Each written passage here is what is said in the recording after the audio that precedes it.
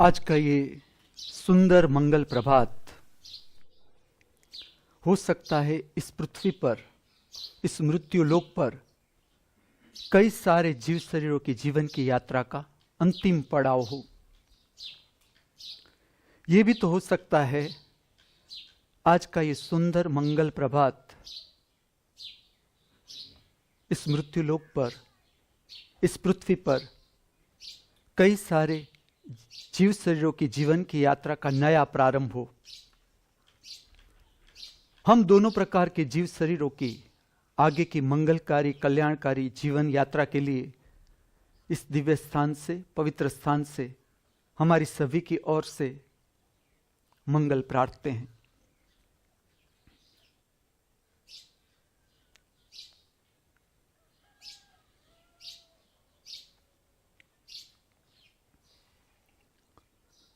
The school of divine arts में नृत्य कला का धर्म के साथ का, आध्यात्म के साथ का संबंध, इसी विषय पर आगे बात करूंगा।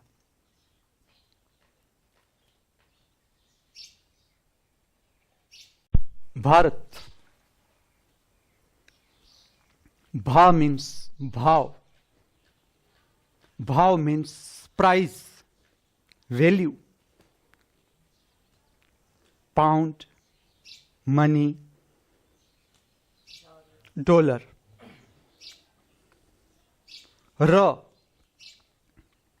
रस, इंटरेस्ट। ताल, ताल, ताल पे ताल मिला। भारत, भा means price, value, pound, money, dollar. Oh, I don't like money. This is very cheap. I like only pounds and dollar. And this money I don't like. Very cheap. Ra means rus. Rus? Juice? I don't like this fruit juice. Orange juice and mango juice and don't. I like only whiskey and scotch. High society. तो ताल, ताल मतलब ताल पे ताल मिला।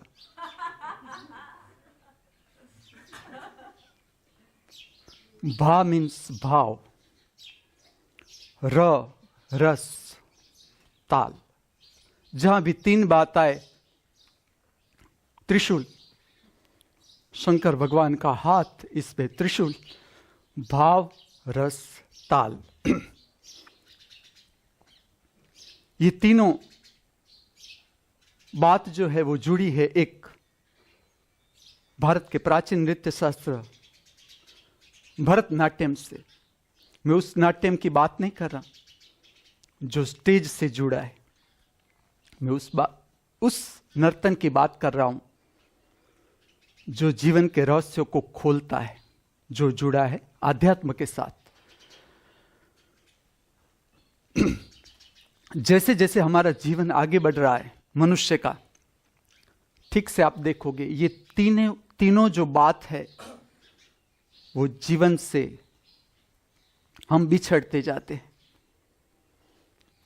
भाव, हमारा हृदय सूखा सूखा होता जाता है। जैसे जीवन आगे बढ़ता जाता है भाव खत्म होते जाते हैं। रस, हमारा जो इंटरेस्ट है वो खाली भौतिक शरीर के आसपास ही रहता है। इंद्रियों से जो हम प्राप्त कर सकते हैं उसके आसपास ही घूमता रहता है। ताल, रिदम, ताल है वो जुड़ा है हृदय के साथ, सांस के साथ। जो हम बोझिल जीवन मालूम होता है हमें, उसका कारण है हमारा रिदम, हम चुक रहे हैं। हमारा पूरा जीवन का जो रिदम है, ताल है, उसका संबंध हमारा जो है वो है हमारे हृदय की जो धड़कन है उसके साथ। सांस की जो आवन जावन है उसका जो ताल है उसकी सुसंवादितता हम चूकते जा रहे हैं। हम भूलते जा रहे हैं कि हम सांस ले रहे हैं, हमारे भीतर हृदय है, संवेदनाएं, सब सूखा सूखा जीवन हम जीते जा रहे हैं। इसलिए ये जीवन हमें बोझिल मालूम होता है जैसे जैसे जैसे आगे जाता है।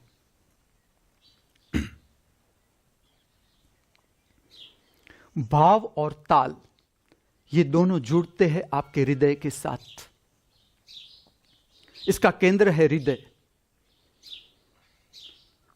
रस का केंद्र है आपका काम केंद्र, जो नाभि केंद्र से नीचे जाता है, जहां जो शक्ति भोजन से हम प्राप्त करते हैं, संवेदनाओं से प्राप्त करते हैं, कान के श्रवण से प्राप्त करते हैं, आंखों के देखने से प्राप्त करते हैं, जो भी शक्ति, और जो शक्ति शरीर को चलाने में जितनी जरूरी है वो खर्च हो जाती है, और जो बचती है वो बचती हुई शक्ति जो संचय होती है वो होती है नाभि केंद्र से नीचे। उसे कहा जाता है काम केंद्र। जितने भी रस है, जहां भी रस शब्द आता है, इंटरेस्ट, कोई भी चीज में आपको रस पड़ना है, या फिर वो समझने का हो, या प्राप्त करने का हो, या उसकी संवेदना का अनुभव करने का हो, ये सारे रस जितने भी है, जितना अनुभव करता है मनुष्य प्राणी, ये सारे जुड़े हैं काम केंद्र की शक्ति के साथ। और भाव ताल दोनों जुड़े हैं हृदय के साथ, हृदय की धड़कन के साथ। इस पृथ्वी पर जितने भी ताल है, चाहे समझ लो आप पखावज पर बजाओ, तबले पर बजाओ, या आज के जो भी मॉडर्न इंस्ट्रूमेंट है, बोंगा है, जो भी होगा, कितने ही इंस्ट्रूमेंट हो, कोई भी इंस्ट्रूमेंट हो, लेकिन उसका संबंध है हृदय की धड़कन। हृदय की धड़कन, सांस की आवन जावन का रिदम, उससे हमारे पूरे शरीर की लय सुनिश्चित होती है। आपका बैठना, उठना, चलना, चाल, ये जो रिदम है, ये जो लय है, उसका उद्भव होता है हृदय की धड़कन से।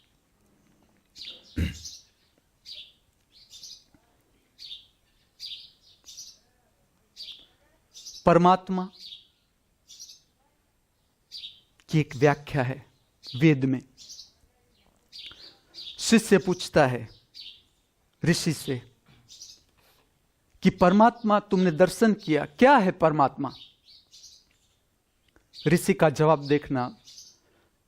ऋषि कहता है रसो वैश्य। बस इतना जवाब है। परमात्मा की जो व्याख्या दी गई वो इतनी। शिष्य ने पूछा कि परमात्मा आपने जाना, आपने क्या जाना परमात्मा में जाना रसो वैश्य। रसो वैश्य का अर्थ है जो अनेक रस से भरपूर है, जो सर्व रसों को धारण करनार है। मैंने अनेक रसों वाला अनुभव किया परमात्मा। प्राचीन भारत में वेद में एक श्लोक था, साहित्य संगीत कला विहीन, साक्षात पशु पृछाणहीन। समझना, साहित्य संगीत कला विहीन, साक्षात पशु पृछाणहीन। साहित्य, जिस मनुष्य को साहित्य में रस नहीं, संगीत में रस नहीं, कलाओं में रस नहीं, वो मनुष्य इस पृथ्वी पर बिना पूछ के पशु समान है। और तीसरा जो श्लोक है वो भी जानना, इसके साथ जोड़ना जरूरी है। वो है साविद्या या विमुक्त। विद्या और कला क्या? जो सर्व संताप, सर्व पीड़ा, सर्व दुख से मुक्ति दिलाए, वही सच्ची कला, वही सच्ची विद्या। तो पूरा धर्म जो प्राचीन भारत के साथ संबंधित था, वो पूरा का पूरा धर्म अगर आपको जानना हो, कहना हो, समझना हो, तो मैं उसका सार कहता हूं, 3 बातों में आ जाएगा। परमात्मा की व्याख्या पहले लो। परमात्मा रसो वैसे, परमात्मा रूखा सूखा नहीं। देखो आप धरती को, देखो धरती, चांद, तारे, परमात्मा का प्रागट्य। अनेक अनेक रूप में परम शक्ति का प्रागट्य देखो आप, कोई भी रूप देख लो। उस रूप की गहराई में जाने के लिए हमारे पास सौंदर्य दृष्टि चाहिए। कलाओं का क्या इतना बहुत महत्व था। आज के मंदिर में देखता हूं रूखे सूखे, उसका आंगन उजड़ा हुआ, न कोई संगीत, न कोई नृत्य। जीवन जो महोत्सव था, आज हमारा जीवन बदलता जा रहा है मनोरंजन में। कोई गाता है, बस हम दुख को भुलाने के लिए सुनते हैं, दुख को भुलाने के लिए। समझना ये बात, जो भी हम करते हैं, हमारी सारी प्रक्रियाएं हैं, वो जुड़ती है दुख को भुलाना। हमारी जो भूल हो रही है, वो हो रही है दुख को भुलाना। इसलिए आपकी हमारी सारी फिल्में, नाटक, चिटक जो भी चलता है, जो भी, उसका पीछा करो कि हम फिल्म देखने जा रहे हैं। क्यों फिल्म देखने जा रहे हैं? रात को आपने पूरे दिन भर काम किया, रात को आप टीवी ऑन करके बैठ जाते हो, ऐसी वैसी सीरियल, क्या क्या कचरा भीतर भीतर हम भरते जा रहे हैं।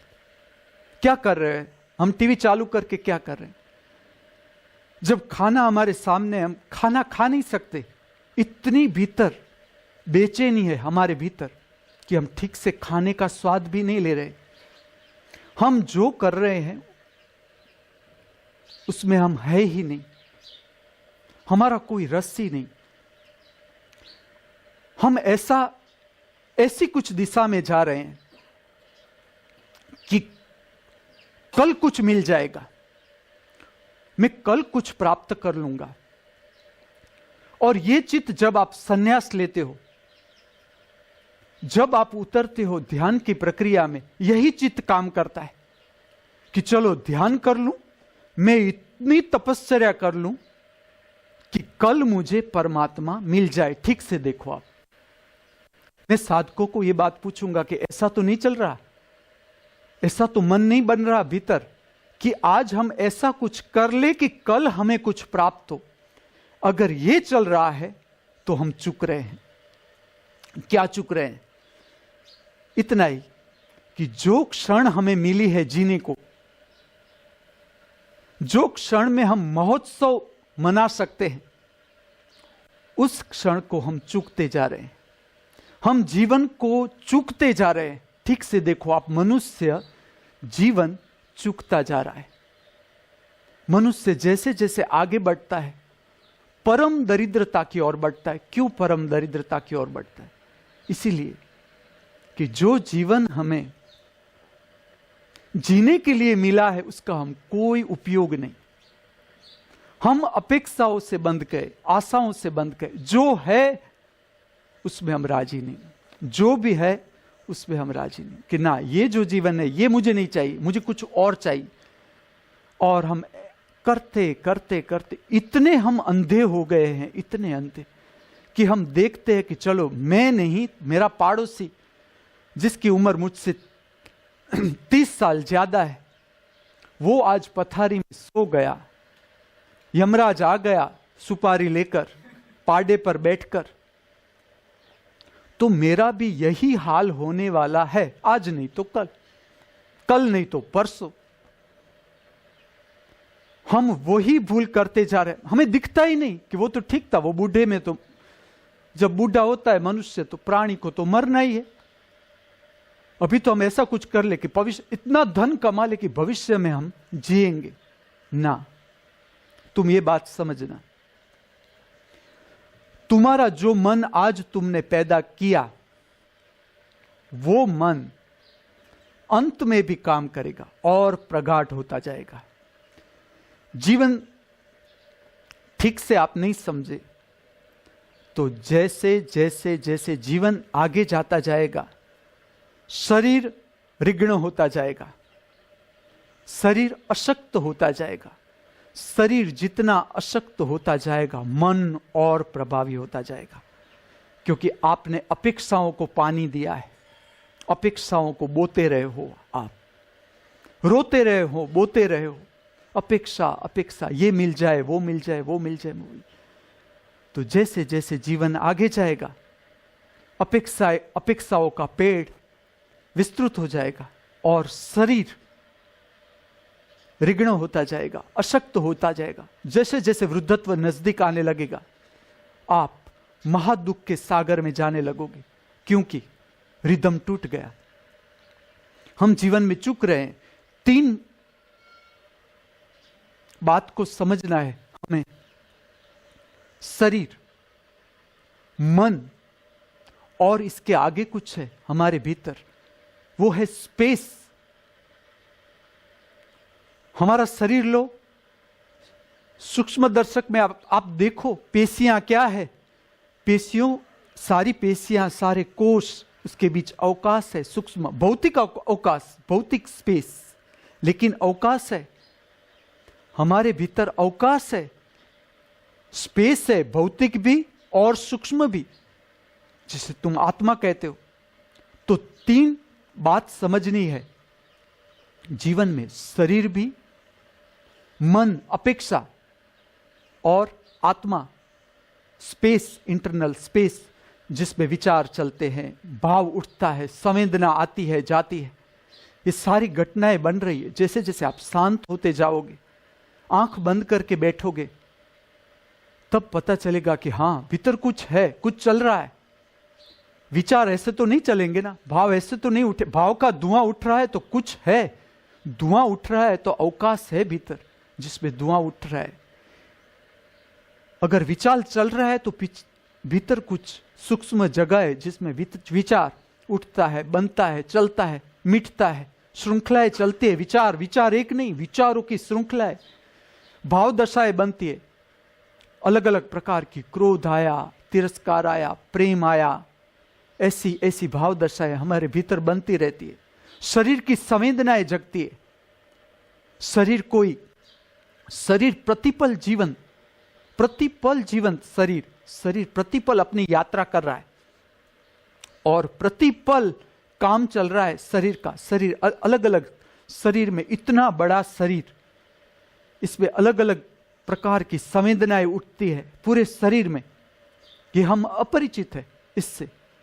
हमारा रिदम टूटता जा रहा है, हम खाली डूबे हुए हैं शरीर में। शरीर से ऊपर उठे तो हम चले गए मन में, अपेक्षा में खोने लगे। रिदम टूटता है, इसलिए दुख पैदा होता है। तीनों की अपनी अवस्था समझे। शरीर सदा movement to movement, body always travels movement to movement. शरीर की यात्रा होती है प्रतिपल। आत्मा द स्पेस, हाजिर, स्पेस कहीं जाती ही नहीं, वो वैसी की वैसी। भौतिक अवकाश देखो या सूक्ष्म अवकाश देखो, वो वहां का वहां, प्रतिपल हाजिर। इसके बीच का पर्दा, वो है हमारा मन। विचार का अर्थ है तुम अभी नहीं, यहां पर नहीं, या पीछे चले गए या आगे चले गए। इसीलिए प्रक्रिया जो मुख्य दी जाती है, जो ध्यान का विज्ञान है, उसकी मुख्य प्रक्रिया है दर्शन। दर्शन ऐसा नहीं कि आप भविष्य में कर पाओगे। अगर दर्शन आप कर पाओगे तो अभी या कभी नहीं। समझना ये बात, दर्शन आप कर सकते हो तो केवल वर्तमान में। ठीक से समझो ये बात। दर्शन ऐसा नहीं होता कि दर्शन आप भविष्य में करोगे। दर्शन आपका विस्तार है। जैसे जैसे आप भीतर अनुभव करते जाओगे अपनी जगह, अपनी अवकाश,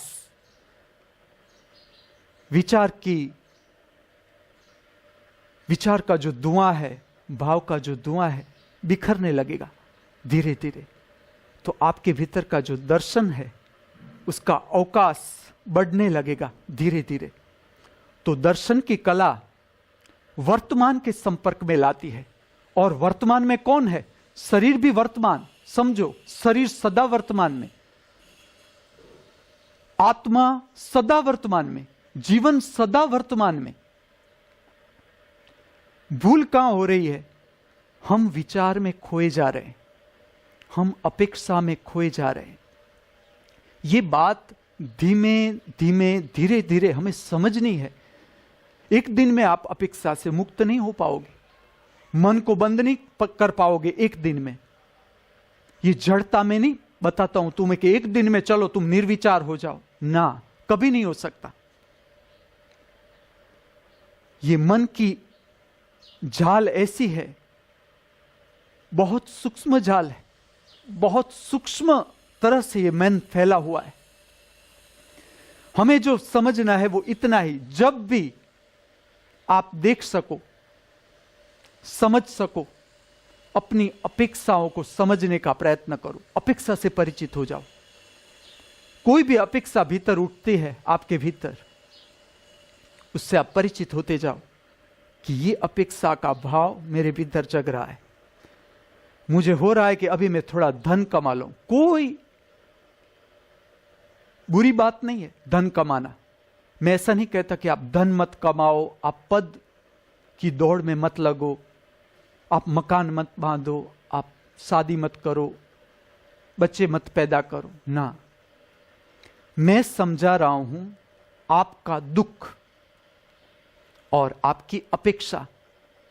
जब भी आप अपेक्षा करो, अपेक्षा से परिचित होते जाओ, धीरे धीरे धीरे अपेक्षा से परिचित होते जाओ, तो अपेक्षा का स्वरूप आपको पता चलने लगेगा कि हां, ये अपेक्षा। एक सिद्धांत समझो, जो आप देख सकते हो, जो आप अनुभव कर सकते हो, वो आप नहीं। ठीक से समझो ये बात, मैं फिर से कहता हूं, जो आप देख सकते हो, जो आप अनुभव कर सकते हो, वो आप नहीं। समझ लो, आंख है, आंख है, आंख को नहीं देख सकती। आंख हाथ को देख सकती है, सब कुछ देख सकती है, लेकिन जैसे जैसे आप आंख के पास आने लगोगे, आंख आंख को नहीं देख पाएगी। आंख पूरी सृष्टि देख सकती है, सृष्टि की सारी लीलाएं आप देख सकते हो, लेकिन आंख आंख को नहीं देख सकती। क्यों? क्योंकि आंख स्वयं देखने वाली है। उसी तरह अगर आपने विचार देखा तो आप विचार नहीं, क्योंकि आपने देख लिया विचार। अगर आप भाव देख सकते हो, मूड, टाइप ऑफ मूड, कि अभी मुझे अच्छा नहीं लग रहा, ठीक नहीं लग रहा, मैं स्वस्थ नहीं, बीमार लग रहा हूं, भीतर से क्रोध आ रहा है, अभी क्रोध वाला है पूरा एटमॉस्फेयर अंदर का, अभी चिंता चल रही है भीतर, तो आप समझो आपने देख लिया, तो आप देखने वाले हो, आप जुड़ गए भाव के साथ, इसलिए क्रोध आप पर हावी हो जाता है। शरीर की संवेदना आप देख सकते हो, मैं समझाऊं किस तरह से। समझ लो कि आपने मरचा खा लिया, पेट में क्या होगा सब जानते हैं। जैसे कि बर्निंग सेंसेशन हो रहे, पीड़ा हो रही है पेट में, आपको पता चलता है कि अभी पीड़ा की संवेदना है, अभी पेट खाली है, अभी पेट भूख लग रही है, ये सारी संवेदनाएं। और ये तीनों बात साथ चलती है, ये अलग अलग नहीं। आपके शरीर की संवेदना, आपका भाव, आपका विचार, ये तीनों साथ में चलते। साधना किस लिए? तपस्या क्या है? चलो मैं आपको बताऊं तपस्या क्या है। संसारी है, ये तीन बातों में उलझ जाता है। विचार से ऊपर उठा भाव में गिर जाता है, भाव से ऊपर उठा शरीर की संवेदना में गिर जाता है, और तीनों नदी में से किसी में भी गिरोगे आपको ले जाएगी वो। तपस्या है विचार से अंतर बनाना, भाव से अंतर बनाना, शरीर की संवेदना से अंतर बनाना। क्यों? क्या जरूरी है अंतर बनाना? क्योंकि ठीक से आप समझो। आप विचार भी देख सकते हो, तो आप विचार नहीं, आप देखने वाले हो। आप भाव देख सकते हो, चाहे क्षण मात्र आप भाव देख सकते हो, तो आप के बीच में, आप और भाव के बीच में अंतर है। थोड़ा सा भी अंतर है, नहीं तो आप देख नहीं सकते। आंख को नहीं देख सकती। अगर आप शरीर की संवेदना क्षण मात्र देख सकते हो, और संवेदना से घबरा मत जाना कि संवेदना क्या होती है। ये सब धर्म की भाषा समझो। धर्म आपको जगाने के लिए, जीवन की कला सिखाने के लिए। मैं मेरा पांडित्य आपको, आपके सामने दर्शन करने, पांडित्य का दर्शन करवाने नहीं आया। मैं आपको समझा रहा हूं, और आप समझ सके तो ही मेरा भाषा का अर्थ है, मेरा बोलना सार्थक है। संवेदना हम प्रतिपल अनुभवते। शरीर थक गया, चलो थकान की संवेदना। जैसे मैंने आगे कहा, भूख लगी, भूख की संवेदना। मजा आया, मजा की संवेदना। कंटाड़ा आया, कंटाड़ा तो 24 घंटा आता ही रहता, कंटाड़े की संवेदना। लेकिन भूल क्या हो रही है हमारी? हम उसके साथ हो गए। भाव है, भाव हमारे ऊपर चढ़ जाता। तुम्हारे जीवन में दुख क्या है? भाव तुम्हारे ऊपर आ गया, घोड़े सवारी करने लगा। तुम्हें भाव के ऊपर घोड़े सवारी करना है। समझ लो कि घोड़ा तुम्हारी पीठ पर बैठ जाए तो क्या हालत होगी। अगर शाश्वत यहां है ही, बिठा के देखो, तुम दौड़ो और घोड़े को ऊपर बिठा दो, क्या हालत होगी। उसी तरह विचार का घोड़ा हमारे ऊपर बैठा है, और वो कहता है तुम चलो, जा मैं ले जाऊं। भाव का घोड़ा कहता है नहीं, इस तरफ नहीं जाना है, इस तरफ जाना है। शरीर की संवेदना का घोड़ा हमारे पर हावी। इसीलिए हमारे जीवन में दुख। घोड़े सवारी बदलनी है हमें। अगर हमें धर्म की ओर जाना, संसारी और सन्यासी में क्या फर्क है?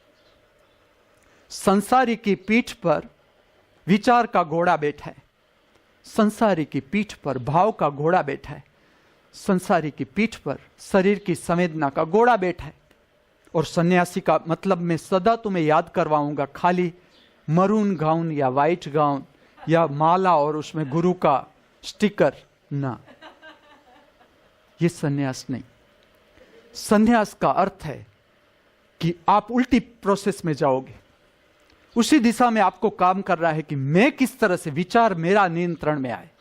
विचार से अंतर बढ़ाना है, भाव से अंतर बढ़ाना है। तुम देखने वाले हो तो पूरी प्रक्रिया बदल जाएगी, प्रतिगामी हो जाएगी, प्रक्रिया प्रतिगामी होगी। आप प्रक्रियाओं के नाम देखो। विपश्यना, पश्य मीन्स देखना, वी मीन्स पीछे देखना, उल्टा देखना। विपश्यना तो पीछे देखना, तो प्रक्रिया को उल्टा करना है कि विचार का घोड़ा है, तुम पर नहीं चल सकता क्योंकि तुम दृष्टा हो। इसीलिए तुम राजी नहीं होते। जब तक तुम दृष्टा रूप में पूरे रूपांतरित नहीं होते, तुम्हें चैन नहीं पड़ता। क्यों? क्योंकि ये तुम्हारा प्रागट्य है। वो प्रागट्य ठीक से नहीं होगा। ये अवरोध में जब तक तुम्हारा जीव बंधा रहेगा, तब तक तुम्हारा प्रागट्य संभव नहीं। तब तक तुम्हें तपस्या करनी है। तपस्या में यही करना है, विचार से अंतर बढ़ाना है, भाव से अंतर बढ़ाना है, शरीर की संवेदनाओं से अंतर बढ़ाना है। क्यों? क्योंकि जगत के 3 महान असत्य, विचार, भाव, शरीर की संवेदना अभी है, अभी बदल गए। उस पर तुम कैसे विश्वास करोगे? जो एक विचार चल रहा था, एक क्षण के बाद क्या होगा तुम्हें पता नहीं। हम इतने अंधेरे में जी रहे हैं कि जिस मन को हम पकड़े हुए बैठे, वो कौन सी क्षण में क्या अपेक्षा पैदा कर देगा। और अपेक्षाओं के साथ जुड़ा है दुख। मुझे ये चाहिए, वो तुम्हें मिलता नहीं, और इसके साथ दुख अनंत अनंत अनंत अनंत अनंत होता जाता है। तो तपस्या का अर्थ है विचार, भाव, शरीर की संवेदनाओं के साथ अंतर बनाना। धर्म की आप जितनी भी विधियां देखो, जितनी भी आप देखते जाओ, जितनी ध्यान की विधि है, पूजा की विधि है, मैं आपको उसकी एबीसीडी देता हूं सीखने की, कि किस तरह से आप पूरी विधि समझ पाओगे, कि किस तरह से समझना है विधि को। कोई भी विधि हो, आखिर विधि किस लिए है? पूजा है तो आप पूछो कि पूजा में किस लिए कर रहा हूं, अपने से पूछो। प्रार्थना की विधि कर रहा हूं, ये कर रहा हूं, वो कर रहा हूं, किस लिए कर रहे हो? चलो। ध्यान कर रहा हूं, किस लिए कर रहा हूं? संन्यास लिया, किस लिए संन्यास लिया? तपस्या कर रहा हूं, किस लिए तपस्या कर रहा हूं? पूछो, अपने से ही पूछो कि ये मैं क्या कर रहा हूं और किस लिए कर रहा हूं। क्योंकि आखिर कोई भी विधि हो, कोई भी विधि हो, तो वो क्या होगी, आप ठीक से समझने का प्रयत्न करो कि वो विधि होगी क्या। चलो, वो विधि ये होगी कि विचार और भाव का जो कचरा भीतर जमा हुआ है, उससे कैसे आपकी चेतना को मुक्त किया जाए।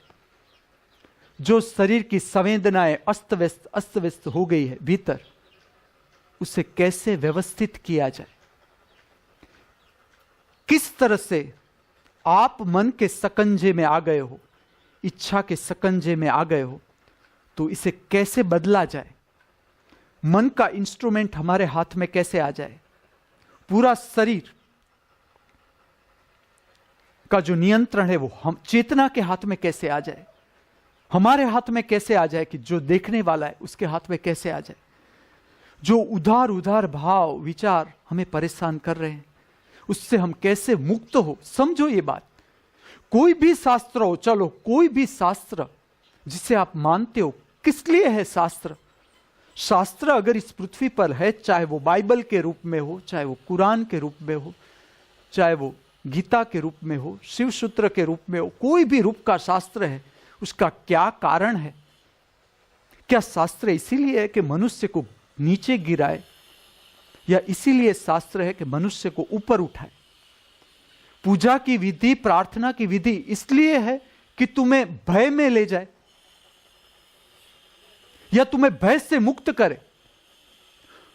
पूजा प्रार्थना ध्यान की विधियां इसीलिए है कि तुम्हें अंधश्रद्धा में ले जाए, या तुम्हें अंधश्रद्धा से मुक्त करे, तुम्हें भय से मुक्त करे। हमारा और परमात्मा का संबंध भय का है। देखो, पूजा प्रार्थना तुम जो भी कर रहे हो, तुम देखो शांति से। तुम मंदिर जा रहे हो, मस्जिद जा रहे हो, गिरजाघर जा रहे हो, गुरुद्वारा जा रहे हो, तुम ठीक से पूछो, अपने को ठीक से पूछो कि किस लिए जा रहे हो। भय कारण है या प्रेम? अगर प्रेम कारण हो तो यह पृथ्वी की हालत नहीं हो सकती। अगर प्रेम कारण हो तो इतनी बीमारियां नहीं हो सकती इस पृथ्वी पर। चलो मैं आपको कहता हूं, इतने धर्म हो, इतने सन्यासी हो, सन्यासी एक बहुत हो जाता है। एक बुद्ध एक थे, महावीर एक थे, एक सूर्य होता है, बहुत बड़ी बात है। इतने सन्यासी के पास अगर संसारी जाता है तो किस लिए जाता है? इसलिए जाता है कि संसारी को सन्यासी सिखाए कि आप दुख को भूलो। आप दुख में हो, संसार के फूको गांजा चरस, मुझे शब्द याद नहीं आया, चलम फूको चलम, सांस लेके। अगर संसारी सन्यासी के पास जाएगा, वो अघोरी होगा, तो इसलिए है कि वो डराए संसारी को।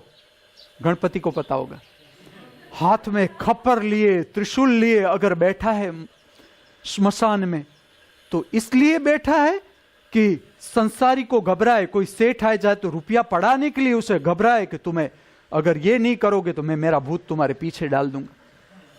इसलिए तुम करो। तुम अघोरी इसलिए हुए, तुम सन्यासी इसलिए हुए कि तुम संसारी को गलत रास्ते पर ले जाओ, या तुम संसारी को सच्चा ज्ञान दोगे, तुम संसारी को प्रकाश दोगे।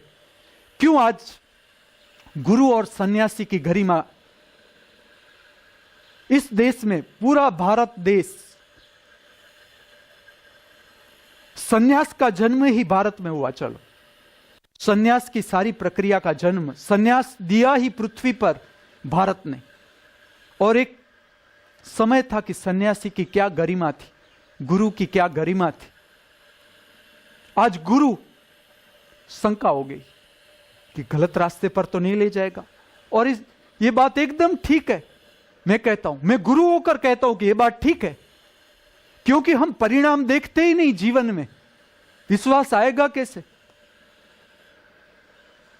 समझ लो कि कोई संसारी मेरे पास आता है, वो घर पे जाके उतना ही झगड़ा करेगा तो वो पूछेगा कि तुम गुरु के पास करते क्या हो? वो उतना ही दुख में रहेगा। तो और संसारी को तो यही होगा कि हाँ कुछ घटता नहीं है, गुरु के पास 1 महीना रह के आया, 2 महीना रह के आया, साल रह के आया, 30 साल हो गए सन्यास को, लेकिन व्यवहार वही का वही।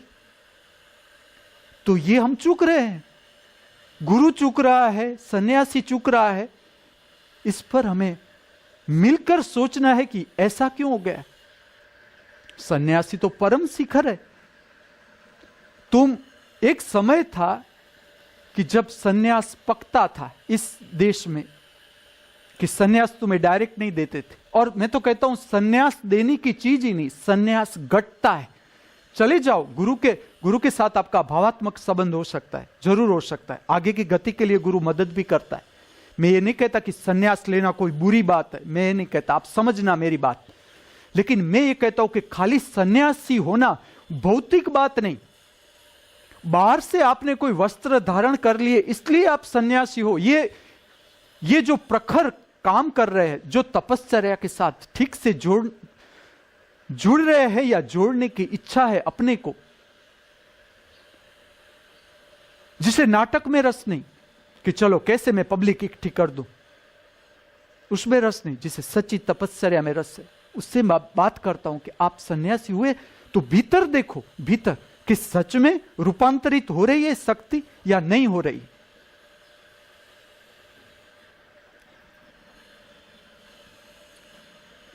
मंदिर के साथ जुड़ी थी कला। मैं क्यों इस बात पर आता हूं, मैं आपको कहूं। मैंने ऐसे वर्णन सुने जब मैं घूमता था, या कोई भी आता है मेरे पास, बहुत ऐसे वर्णन। कुंडलिनी जग गई, त्रिनेत्र पर शक्ति चली गई, शरीर घूमने लगा, क्या क्या होने लगा भीतर।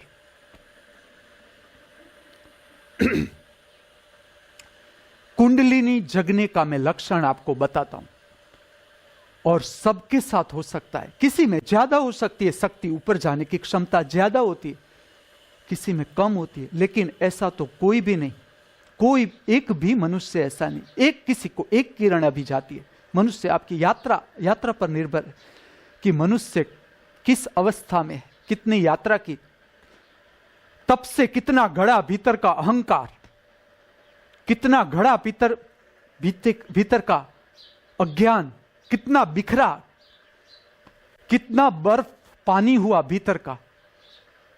ये जीवन यात्रा परमात्मा ने ऐसे ही जीवन के साथ तप रख ही दिया। उसने दुख का धुआं तुम्हारे पीछे ही रख दिया, चलो तुम्हें आगे यात्रा करनी ही होगी। दुख, पीड़ा, संताप, लेबोरेटरी चेकिंग, आंखें बंद करो। दुख हुआ, पीड़ा हुई, संताप हुआ, इतना ही समझो कि अभी जागने की क्षमता बढ़ानी है, तप में और गहरा उतरना है। कोई गुरु तुम्हारा दुख दूर नहीं कर सकता। देखो मैं यहां बैठ के कितनी डेंजरस बात कहता हूं, तुम्हारा विश्वास डगने लगेगा, मुझे छोड़कर भागोगे। कोई गुरु तुम्हारी पीड़ा समाप्त नहीं कर सकता, कोई गुरु तुम्हारा संताप मिटा नहीं सकता जब तक तुम न चाहो। तुम चाहोगे कि नहीं मुझे मिटाना है, गुरु मिटा देगा, क्योंकि गुरु वही था जो तुम हो। कभी उसने ऐसा ही दुख जाना, ऐसे तो गुरु नहीं बना जाता। कभी उसने ऐसी ही पीड़ा जानी और उसका अंत भी जाना।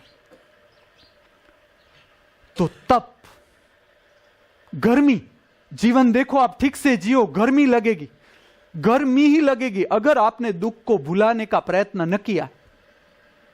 यहां वहां रखड़े नहीं, दुख पैदा हुआ। मैं कहता हूं दुख, मैं तपस्वियों को तो ये बात पहले कहूंगा, संसारी बाद में।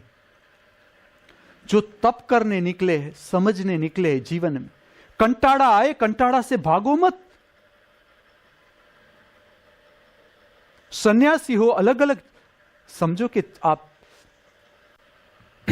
एक जगह पर जिस दिशा से आपने सन्यास लिया, कोई एक गुरु से आपने सन्यास लिया, उसकी विधि की, फिर गुरु ने कहा चलो घूमो, सब गुरु कहेंगे ऐसे। कोई गुरु आपकी उड़ान नहीं रोकेगा, सच्चा गुरु। कोई गुरु ऐसा नहीं कहेगा कि ना बस तुम मुझे ही पकड़े रहो, तुम मुझे छोड़ो मत। गुरु कहता है अगर तुम उड़ सकते हो तो चलो, इस गुरु के पास से उड़ सकते हो तुम उधर चले जाओ, लेकिन तुम्हारा प्लेन उड़ाओ। जिस गुरु का प्लेन उड़ गया उसे क्या रस पड़ेगा कि तुम उसके पास से उड़ते हो या किसी और के पास से उड़ते हो। तुम उड़ने चाहिए, बस तुम्हारा विमान ऊपर उड़ना चाहिए। तो जब तुम अलग अलग जगह पर जाओ, मैं तुम्हें कहता हूं किस तरह से रहना है। समझ लो कि ओशो सन्यासी मेरे पास आता है तो वो अपना अपना सब कुछ करके आता है, अपनी विधियां करके आता है। अब समझो, अब आप मेरे पास आए तो तुम्हें यह पता होना चाहिए कि यह गुरु क्या करवा रहा है। अब समझ लो कि यहां भी तुम वही प्रक्रियाओं को पकड़कर बैठ जाओगे। मैं ऐसा नहीं कहता कि तुम तुम्हारी प्रक्रियाएं छोड़ दो, समझना मेरी बात। तुम अपनी जड़ता पकड़कर बैठोगे तो तुम आगे का रहस्य समझ नहीं पाओगे। देखो, अगर तुम उसी में संतुष्ट थे तो यहां आने की जरूरत क्या थी? पहला प्रश्न मैं ये पूछूंगा कि अगर तुम जहां थे, तुम विपस्सना से ही संतुष्ट थे, तो मेरे पास आने की क्या जरूरत थी? और अगर आए हो, मैं ऐसा नहीं कहता कि सब ऐसे आते हैं, मैं आपको ये कला सिखाता हूं कि आप कहीं भी जाओ जहां धर्म की प्रक्रिया चल रही है, आपको जाना है दर्शन में, स्वीकार भाव कि आप कितना कर सकते हो। चलो, ये समुदाय इस तरह से काम करता है तो मैं इसके साथ कितना जुड़ सकता हूं, और कितना अहंकार भीतर से आ जाता है, कितना अस्वीकार आ जाता है। तपश्चर्या में तुम्हें क्या देखना है, सन्यासी को क्या देखते जाना है? तुम्हें देखते जाना है कि कितना स्वीकार भाव बढ़ा। स्वीकार आत्मा का लक्षण, अस्वीकार ना मुझे ये नहीं चाहिए, मन का लक्षण कि ना मुझे ये नहीं चाहिए, अहंकार। अस्वीकार का अर्थ है कि तुमने हद बना ली, बस इतनी हद सत्य, इससे ऊपर, इससे आगे कुछ भी नहीं। तो ये सन्यासी धर्म का वैज्ञानिक मैं कहता हूं। सन्यासी अगर ये भूल करेगा, संकुचितता में रहेगा सन्यासी, मैं सर्व सन्यासियों को ये बात कहता हूं, सर्व सन्यासियों को जो सन्यास की भावना में है, कि अगर तुम संकुचितता में रहोगे, तुम ये मानते हो, अगर तुम संकुचितता में हो तो साथ में ये भी देखो कि कितना परमानंद मिला तुम्हें। परमानंद कभी भी संकुचितता के साथ नहीं हो सकता, विस्तार के साथ हो सकता है। तो सन्यासी को प्रतिपल पूछना है, प्रति रात सोने से पहले पूछना है अपने को कि मेरे में अभी अस्वीकार कितना है। पूरा दिन में कहां कहां में अस्वीकार आ जाता है। अहंकार ऐसा प्रकट होगा, तुम और अहंकार छोड़ दोगे। तुम गुरु के नाम पर अहंकार कर सकते हो, चलो तुम धर्म के नाम पर अहंकार करोगे। इसमें न गुरु से आपको कोई लेना देना है, न धर्म से आपको कोई लेना देना है। लेना देना है कि अहंकार मेरा है, मैंने इस गुरु को माना इसलिए मेरा गुरु श्रेष्ठ। ये सबको होता है, सबको अपनी मां श्रेष्ठ ही लगती है, सबको अपना धर्म श्रेष्ठ ही लगता है। लेकिन तुम ये देखो कि मैं हूं तो और भी है, और का अपना गुरु है। अगर मेरा ये गुरु है तो औरों का ये गुरु है। मेरा अगर ये धर्म है तो ये धर्म में काम करे, और हम सब छोटे मोटे वाड़े में काम कर रहे। किसी गुरु के अबज शिष्य है, किसी के 5, किसी के 1 आध। और सच शिष्य देखो तो एक भी नहीं हो सकता, क्योंकि शिष्य बनना किसे पसंद पड़ता है। तो ये अंतर निरीक्षण से हमें देखते जाना है। कुंडलिनी शक्ति नाम ऐसा हो गया, कुंडलिनी। तुम्हें लगता है कि कुंडलिनी क्या होगी, किस तरह से होगी? एकदम कॉम्प्लिकेटेड हो गई कुंडलिनी, क्योंकि पुराना शब्द है कुंडलिनी। ऐसे नाग का ऐसे घुंचड़ा बना के ऊपर नाग 7 फेड़ों में फैला हुआ बैठा है। देखते ही डर लगता है कि ऐसा नाग भीतर हो और वो जगेगा। एक फेड़ से ही हम घबराते हैं, बाहर नाग आ जाए तो मार देते हैं, भाग जाते हैं, और ये 7 फेंड वाला नाग भीतर बैठा हुआ। मैं उसके लक्षण बताऊं। जैसी ये शक्ति आपके काम केंद्र को छोड़कर ऊपर की ओर जाती है, ऊपर की ओर, आपको साहित्य में रस आना शुरू होगा। साहित्य का अर्थ नहीं नॉवेल, कुछ भी जो शब्दों के साथ, शब्द से जो कुछ बंधा है उसमें आपको रस आना शुरू होगा। आप मनुष्य को देखते जाओ कि हर मनुष्य का कैसा कैसा रस है। जहां जहां रुको, जिस मनुष्य के साथ रुको, अपने को भी समझते जाओ, उसको भी समझते जाओ। हम तो क्या करते हैं, जहां रुकते हैं वहां बस पहला जो काम करते हैं वो बिना सिंग का जो हमारा माथा है वो उसके सिंग उसके माथे में घुमाते हैं कि कैसे मैं जीत जाऊं। मैं कहता हूं वो सच, वो कहता है मैं कहता हूं वो सच। हम जहां रहते हैं झगड़ा का धुआं। पूजा का संदेश था स्वच्छता, व्यवस्था और मित्रतापूर्ण व्यवहार।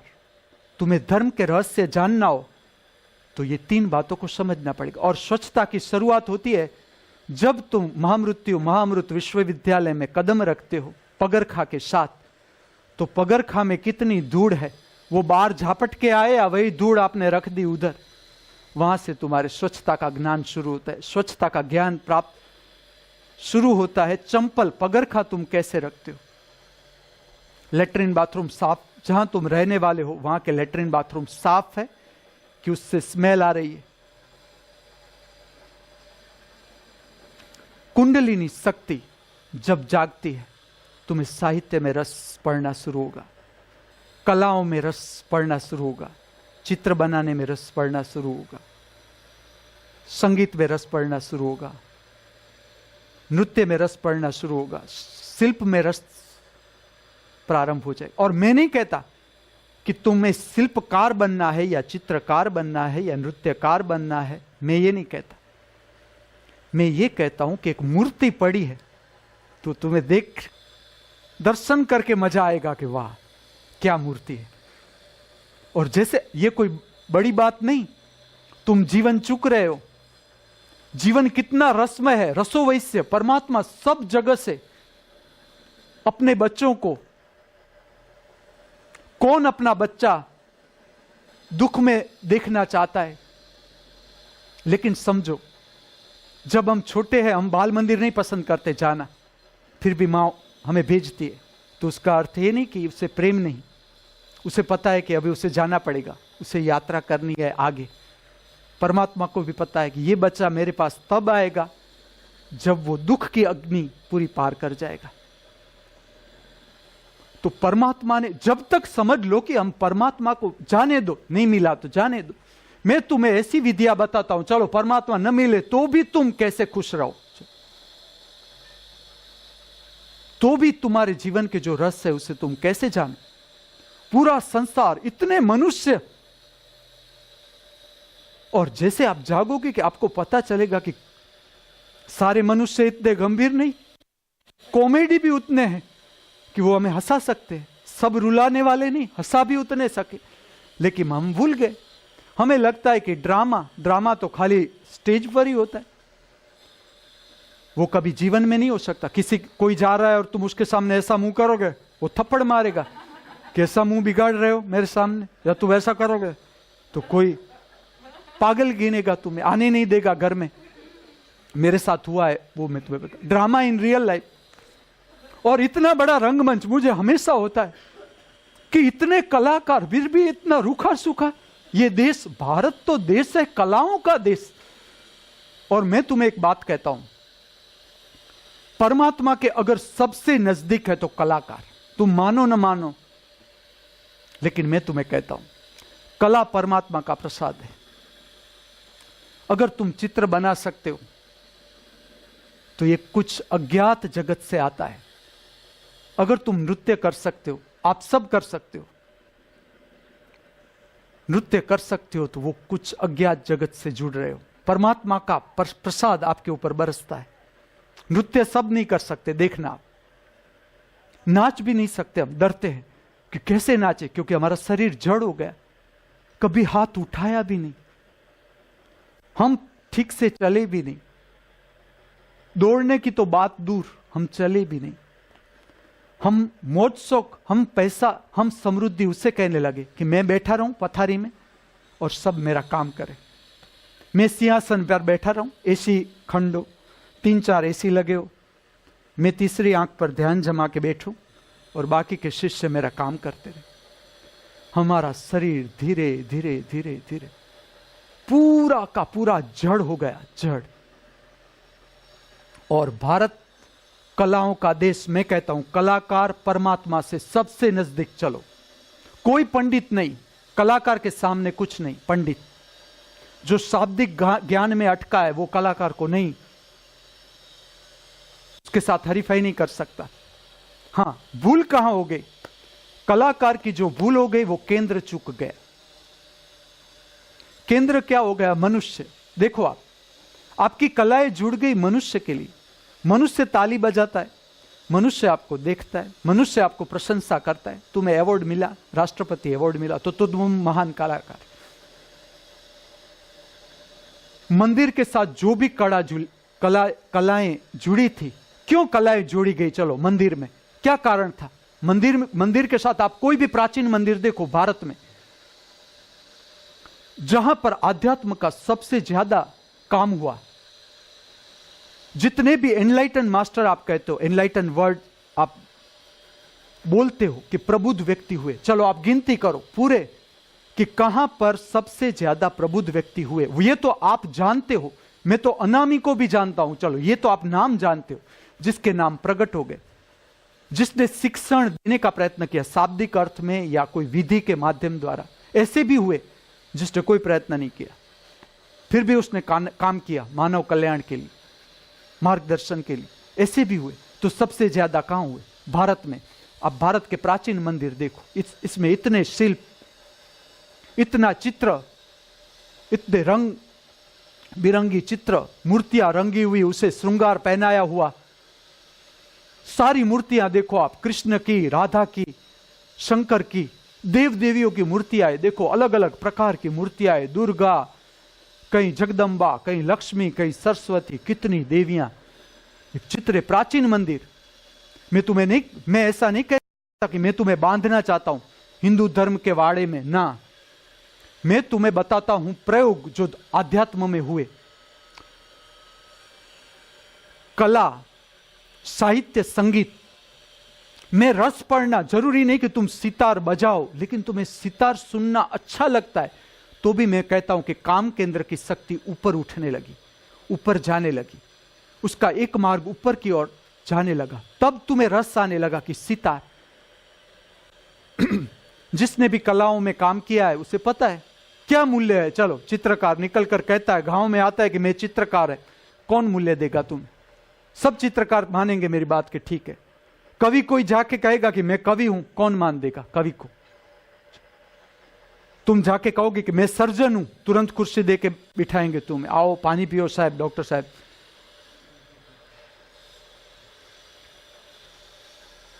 एक दिन था कि कलाकार का बहुत मूल्य था। किस लिए? क्योंकि तब केंद्र उल्टा था, केंद्र बाहर नहीं था। तुम मेरी प्रशंसा करो न करो, तुम जानो। तुम्हें मेरा चित्र पसंद आया, पसंद करो, तुम्हें मेरा चित्र पसंद नहीं आया, ना पसंद करो। चित्रकार चित्र में ही डूबा रहता था, आजीविका उसके साथ जुड़ी नहीं थी, आजीविका का भाव नहीं था। मैं ऐसा नहीं कहता कि चित्रकार अपनी आजीविका छोड़ दे, मैं ऐसा नहीं कहता, समझना मेरी बात। या नृत्यकार अपना क्लास छोड़ दे, या संगीतकार अपना क्लास छोड़ दे, ना, मैं ऐसा नहीं कहता। मैं कहता हूं तुम जो कर रहे हो वो करो, लेकिन वो पर्याप्त नहीं, वो इनफ नहीं। तुम्हें आगे जाना है, अभी आगे बढ़ना है। किस लिए बढ़ना है? दुख, पीड़ा, संताप का अग्नि जो पीठ के पीछे लगा हुआ है, तो रॉकेट अभी आगे ले जाना है। और जब तक रॉकेट आगे नहीं जाएगा, तुम्हें दुख, पीड़ा, संताप सताते रहेंगे।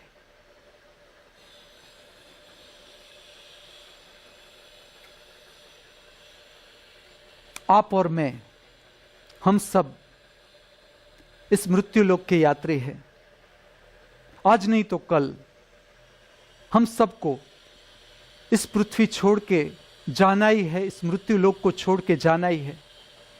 अगर जाना ही है तो क्यों हम हताश, निराश, संतापित हृदय के साथ लौटे? क्यों न हंसते हंसाते, नाचते गाते, परमात्मा के गुण गाते गाते इस दिव्य लोक से विदा हो। हर मनुष्य नाचता गाता इस दिव्य लोक से विदा हो, इस भावना के साथ, इस प्रार्थना के साथ। मुझसे जो बोला, आपसे जिसने सुना, उस परम दृष्टा स्वरूप, परम साक्षी स्वरूप परमात्मा के चरणों में मैं मेरा वंदन अर्पण करता हूं। मेरा वंदन स्वीकार करे, अस्तु।